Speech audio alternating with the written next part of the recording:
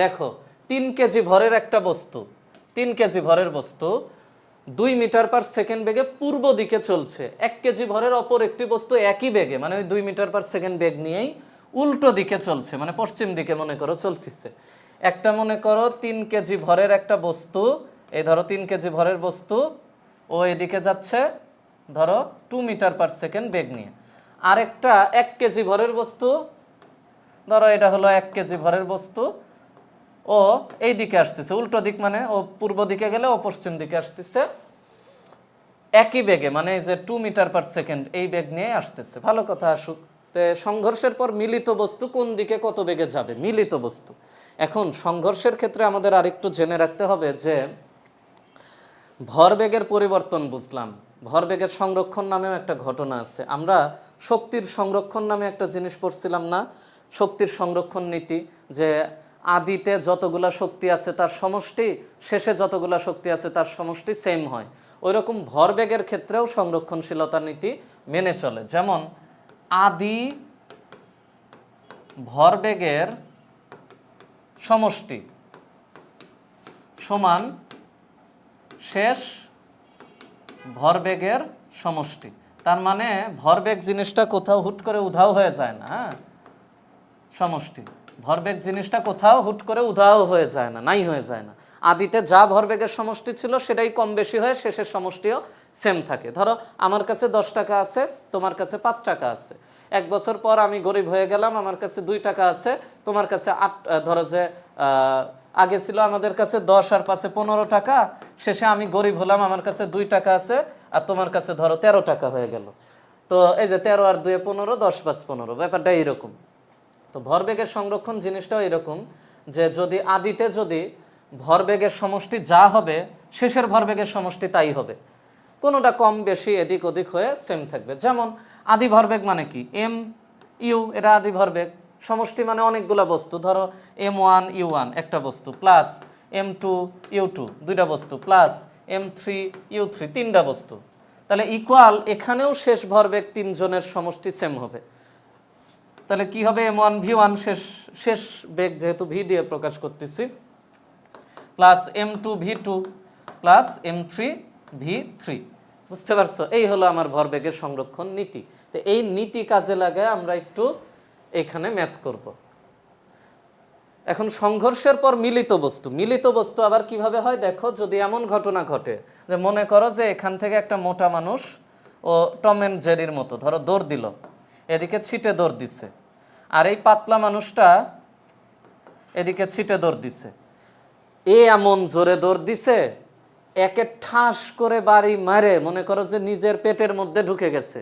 দুইজনে একসাথে হয়ে দৌড়ায় আগানো শুরু করছে। টম অ্যান্ড জেরির কিছু আছে না, যে ও দৌড়াচ্ছে ঠিকই, ধরো এখানে ও আসতেছে, এদিক থেকে দৌড়াচ্ছে, দৌড়াইতে দৌড়াইতে, হ্যাঁ ধরো এটা একটা মোটা বস্তু, মোটা পাতলা, দুইজনই মনে করো দৌড়াচ্ছে, দৌড়াতে দৌড়াতে এমন দৌড় দিল, নট নেসেসারি ধাক্কায় ছিটায় দিতে হবে, ছিটকে ফেলতে হবে, এমন দৌড় দিছে যে আস্তে আস্তে আস্তে আস্তে একটা সময় পর এই পাতলা জিনিসটা এই মোটাটার গায়ের সাথে লেগে একবারে যাওয়া শুরু করলো। এটাকে বলা হয় মিলিত বস্তু। তার মানে আমরা যদি চিন্তা করি যে এখানে ধরো দুইজন বস্তু আছে, তাহলে এখানে হবে কি M1 U1 plus M2 U2 দুইজনের আদি ভরবেগের সমষ্টি, ইকুয়াল টু ধাক্কাধাক্কি খাওয়ার পর শেষে কি হয়েছে, শেষে মনে করো M1 V1 plus M2 V2। কিন্তু যদি একজন আরেকজনকে আলাদা বেগে ছিটকে না দেয়, একজন আরেকজনের সাথে এক হয়ে তারপরে আগায় চলে যায়, এটাকে বলে মিলিত বস্তু। তো মিলিত ক্ষেত্রে দুইজনের বেগ আলাদা হয় না, সেম হয়।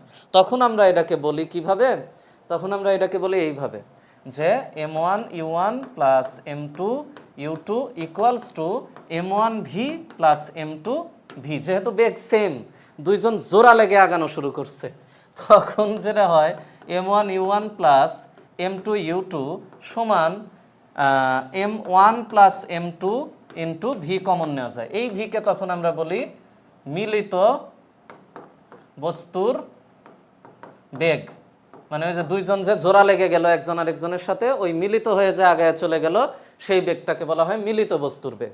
তার মানে এই যে এইরকম, এই মোটা মানুষটা দৌড় দিছে, এই পাতলা মানুষটা দৌড় দিছে, ধাক্কাধাক্কি খাওয়ার পর এই মোটাটার গায়ের সাথে এই পাতলাটা মনে করো যে এরকম জোড়া লেগে গেছে, দুইজন জোড়া লেগে একসাথে দৌড়াচ্ছে, ব্যাপারটা এরকম। হ্যাঁ, দুইজন জোড়া লেগে গেছে, এরকম বিষয়। আচ্ছা, এখন আমরা একটু যাই এই সমস্যাটায়। না, এটা আমরা দেখতেছি যে মিলিত হয়ে গেছে, মিলিত বস্তু। তার মানে আমরা জানি কোনো কথা নাই, m1u1 প্লাস m2u2 সমান m1 plus m2 into V. এই যে এই ভিটা বের করতে হবে। তাহলে এখন প্রথম কথা, m1 মানে যে 3 কেজি, তাহলে এটা হলো 3 ইন্টু, আচ্ছা 3 কেজিটা কোন দিকে যাচ্ছিল? পূর্ব দিকে। 3 কেজিটা যাচ্ছিল হলো ধরো পূর্ব দিকে, তাহলে ও যাচ্ছিল এইদিকে মানে পশ্চিম দিকে। তো আমরা যদি পূর্ব দিকটাকে পজিটিভ ধরি, তাহলে পশ্চিম দিক অটোমেটিক্যালি নেগেটিভ হয়ে যাবে, হতে বাধ্য। তাহলে 3 ইন্টু u1 মানে আদিবেগ কত? 2। এই 2টা কিন্তু পজিটিভ ডাইরেকশনে 2, যেহেতু পূর্ব দিককে আমরা পজিটিভ ধরছিলাম, প্লাস m2 মানে এই যে 1 কেজি ইন্টু u2। এইবার u2টা কি হবে? এটা তো 2, কিন্তু যেহেতু পশ্চিম মানে নেগেটিভ, তাহলে ওর ভ্যালুটা ভিতরে ভিতরে -2, বুঝতে পারছো? এইটা equals to m1 plus m2 মানে ওদের ভর কত? একজনের 3 একজনের 1, আর ভি তো বের করব। তাহলে এখন হিসাব করি, 3 দুগুণ 6, আর এখান থেকে -2 অক্ষে 2, তাহলে এখানে 3 আর 1 4 ইন্টু ভি, তাই না? তো 6 থেকে 2 বাদ দিলে কত হয়? 4 হয়, আর এখানে 4v হয়। তাহলে ভি এর মান আমরা দেখতেছি 1 মিটার পার সেকেন্ড। এইবার কথা হলো ভি এর মান 1, ভি এর চিহ্ন কি? পজিটিভ 1। তাহলে ভি এর চিহ্ন যেহেতু +1, এর অর্থ হলো মিলিত বস্তু কোন দিকে কত বেগে যাবে? তাহলে মিলিত বস্তু কত বেগে যাবে? 1 মিটার পার সেকেন্ড বেগে যাবে। আর কোন দিকে যাবে? আমরা দেখলাম পজিটিভ উত্তর আসছে। পজিটিভ কাকে ধরছিলাম? পূর্ব দিককে পজিটিভ ধরছিলাম, তাইলে পূর্ব দিকে যাবে, পূর্ব দিকে। তাহলে উত্তর হবে যে মিলিত বস্তু পূর্ব দিকে 1 মিটার পার সেকেন্ড বেগে যাবে। তোমার বাড়িতে কাজ হচ্ছে পূর্ব দিকটা নেগেটিভ ধরবা, পশ্চিম দিককে পজিটিভ ধরবা, হিসাব নিকাশ করবা, দেখবা উত্তর আশা করি নেগেটিভে আসছে।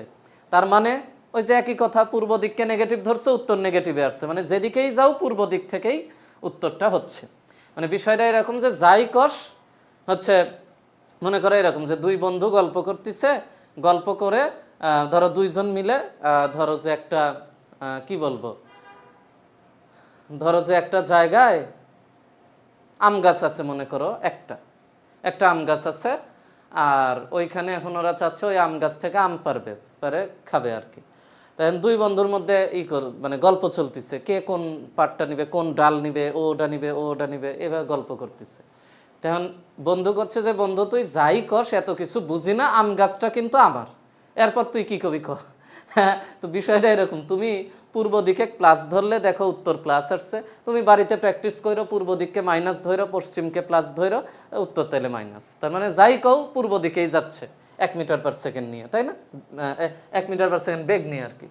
এবার দেখো, একটি বস্তুর উপর 5 নিউটন বল 10 সেকেন্ড ধরে ক্রিয়া করলে ভরবেগের পরিবর্তন কত? এই যে আরেকটা ইন্টারেস্টিং প্রশ্ন চাইছি হলো ভরবেগের পরিবর্তন। তার মানে mv মাইনাস mu চাইছি, এখানে mও নাই ভিও নাই, আছে হলো কি বল আর সময়। এখন ওই যে একটু আগে শেখালাম, তোমাকে মাথায় রাখতে হবে যে mv মাইনাস mu এইটা যা f ইন্টু টি লেখাও তাই, বলের ঘাত, তাই না?